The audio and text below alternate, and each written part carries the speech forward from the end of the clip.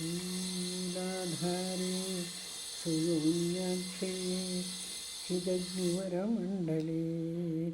समासीनं पराशक्ति विग्रहं गणनायकं रक्तोत्पलसमप्रख्यं नीलमेघसमप्रभं रत्नप्रभालसद्दीप्तमुकुटाञ्चितमस्तकम् करुणारससुधाधार स्रवदक्षित्रयान्वितम् अक्षिकुक्षिमहावक्षः गण्डशूकादिभूषणम्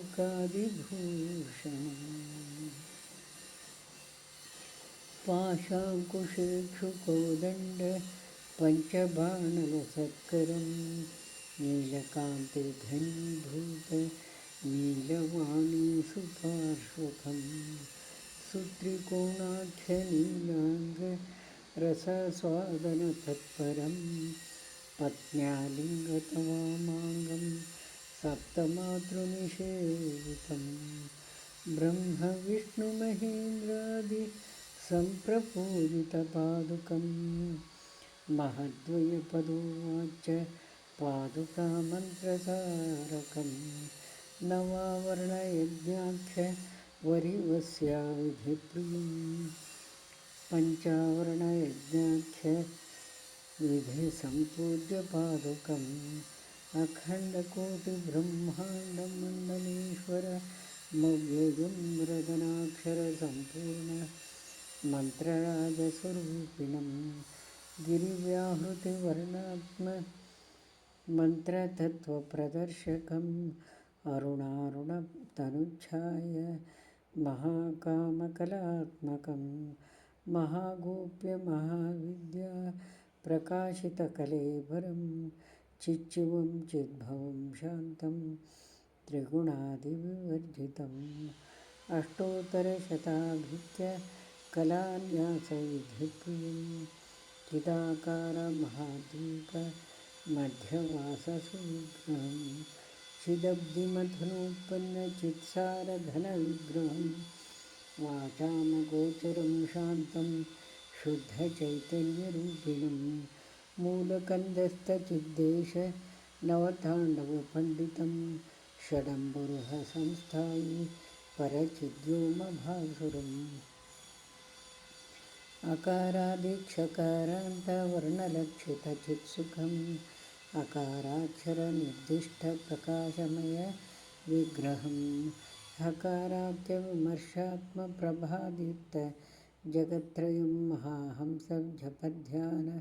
विधिज्ञातस्वरूपकं सदोदितमहाप्रज्ञाकारं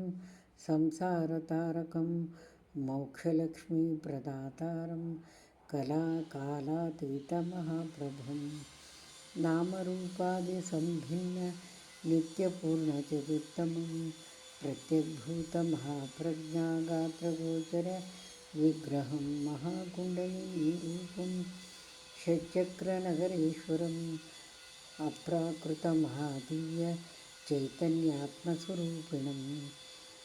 नादबिन्दुकलातीतं कार्यकारणवर्जितं षडम्बुरुहचक्रान्तस्फुरत्सौधामिनीप्रभं षडम्बुरुहचक्रान्तस्फुरत्सौधामिनीप्रभं तत्त्वमस्यादिवाक्यार्थपरिबोधनपण्डितं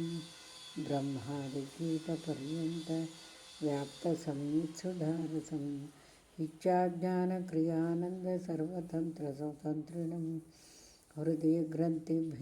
विद्यादर्शनोत्सुकमानसं पञ्चकृत्यपरेशानं महात्रयीपुरविग्रहं श्रीचक्रराजमध्यस्थशून्यग्राममहेश्वरं ब्रह्मविद्यास्वरूपश्रीललितारूपधारिणं वैष्ण्याद्यावृतं साध्यम् अद्वयानन्दवर्धनम् आदिशङ्कररूपेश दक्षिणामूर्तिपूजितम् असंस्पृष्टमहाप्रज्ञाभिख्या द्वैतस्थितिप्रभम् एवं सञ्चितयेद्देवं उच्छिष्टगणनायकं नीलधारासमेतं तु सच्चिदानन्दविग्रहम् इति श्रीउच्छिष्टमहागणपतिध्यानं सम्पूर्णं धन्यवादानि भवन्तु सर्वकार्यसिद्धिरस्तु।